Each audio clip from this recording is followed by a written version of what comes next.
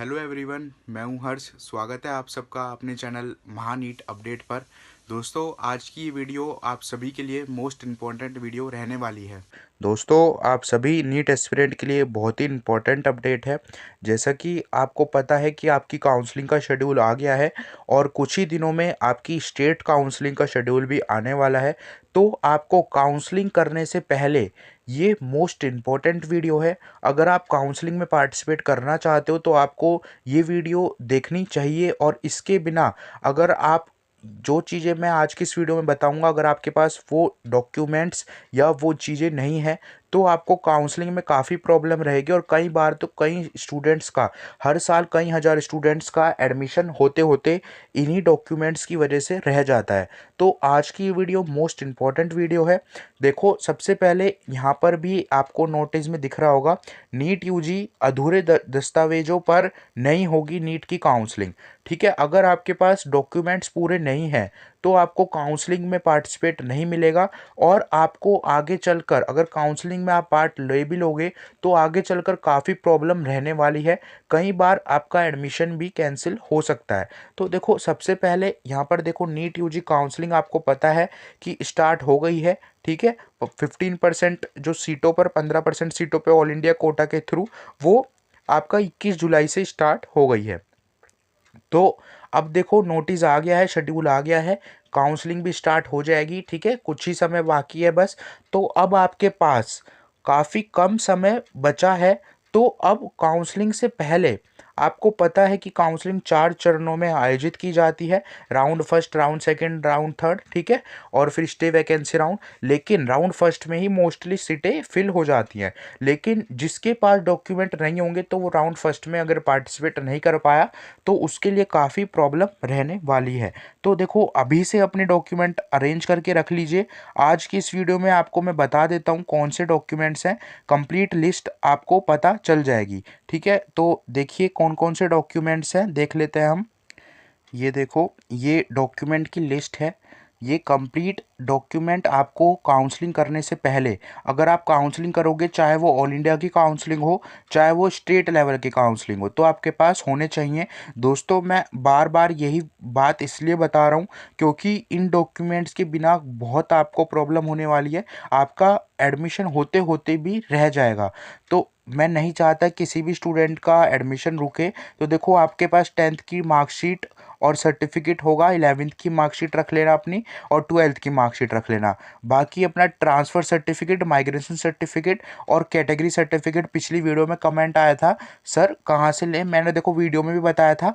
आप लोग ये स्कूल से आपको मिल जाता है। अगर आपको नहीं मिला तो स्कूल में जाइए, अपना ट्रांसफ़र सर्टिफिकेट, माइग्रेशन सर्टिफिकेट और अपना कैटेगरी सर्टिफिकेट अभी जाकर ले आइए। ठीक है, फिर उसके बाद आपको अपना गैप सर्टिफिकेट, अगर आपने कोई गैप लिया है अपना 12th के बाद, को 1 साल का ड्रॉप लिया या 2 साल का, जो भी लिया है तो आप लगाना। अगर आपने डायरेक्ट 12th के बाद नीट एग्ज़ाम दिया है तो आप इसे गैप सर्टिफिकेट की आपको ज़रूरत नहीं है। फिर देखो, अपना आइडेंटिटी प्रूफ, आधार कार्ड, पैन कार्ड आपके पास होगा ही।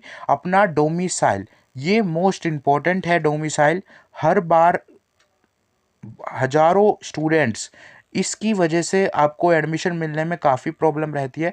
डोमिसाइल का मतलब होता है आपका मूल निवास प्रमाण पत्र। मतलब जिस भी आप राज्य में रह रहे हो, समझ लीजिए कोई स्टूडेंट है, अगर वो उत्तर प्रदेश में रह रहा है, तो अगर वो उत्तर प्रदेश में रह रहा है तो उसको अपना उत्तर प्रदेश का ही डोमिसाइल बनवाना पड़ेगा।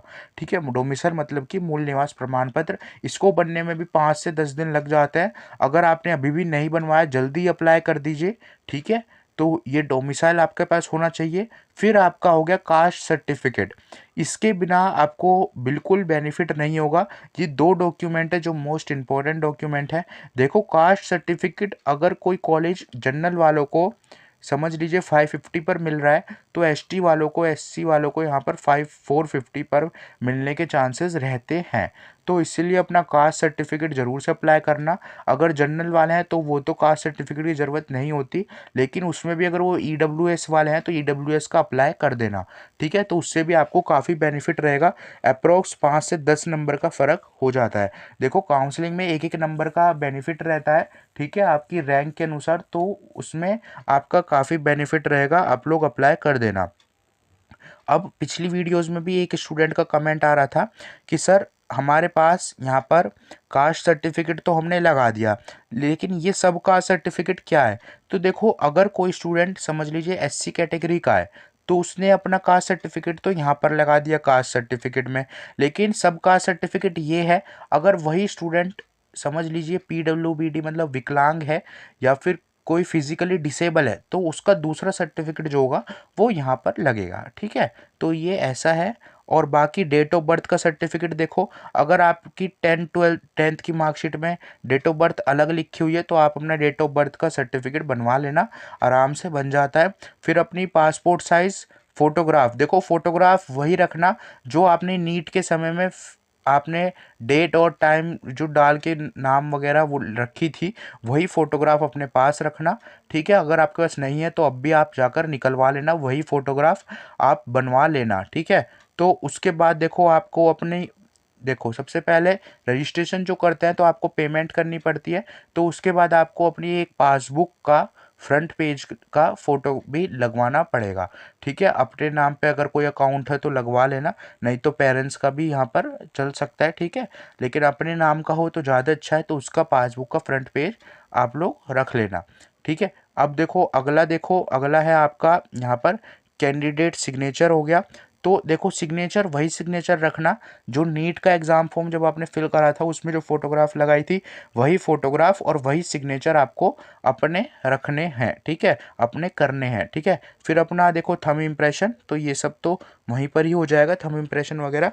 बाकी देखो ये डॉक्यूमेंट मैं इसलिए बताया मैंने आपको, ये मोस्ट इम्पॉर्टेंट डॉक्यूमेंट है। इनकी लिस्ट आपको टेलीग्राम चैनल पे मैंने प्रोवाइड कर दी थी, आप लोग टेलीग्राम चैनल नीचे ज्वाइन कर लेना, मोर पर क्लिक करके डिस्क्रिप्शन बॉक्स में लिंक है। टेलीग्राम चैनल पे आपको लेटेस्ट अपडेट, जितनी भी लेटेस्ट इन्फॉर्मेशन है, आपके मार्क्स के अनुसार कौन सा कॉलेज मिल रहा है, कितने मार्क्स के अनुसार कौन से कॉलेज की लिस्ट मिली है, हर स्टेट के अनुसार कॉलेज की लिस्ट आपको टेलीग्राम चैनल पे प्रोवाइड करी जा रही है। ठीक है, काफ़ी स्टूडेंट्स की डाउट क्लियर हो चुके हैं टेलीग्राम पे, बहुत सी लिस्ट भी मैंने प्रोवाइड करा दी है, आप लोग डिस्क्रिप्शन में जाके टेलीग्राम ज्वाइन कर लेना।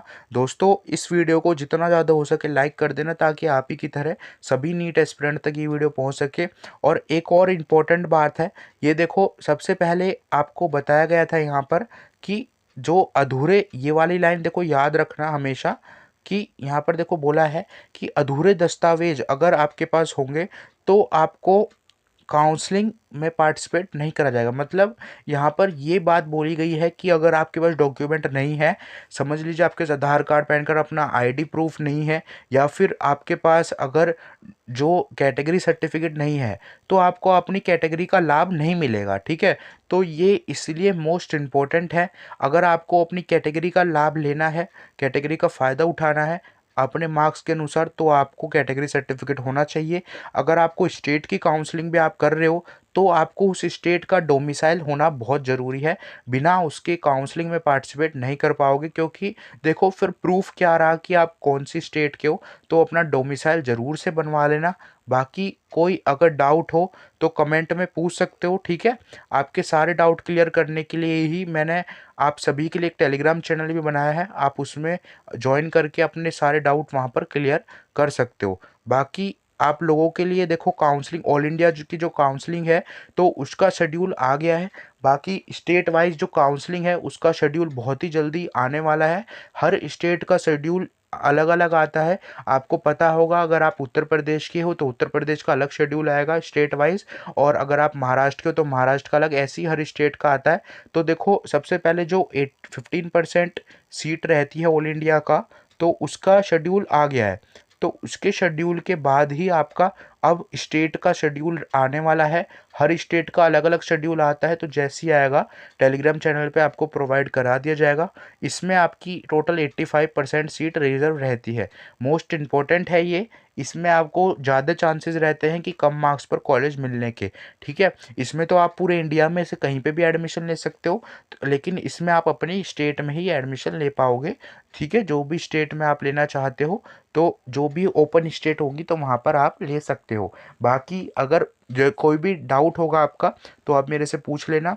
इस वीडियो को एक लाइक ज़रूर से कर देना। ऐसे और अपडेट लेने के लिए मेरे चैनल को सब्सक्राइब कर लेना। दोस्तों फिर मिलते हैं किसी नेक्स्ट टॉपिक के साथ, किसी नेक्स्ट अपडेट के साथ।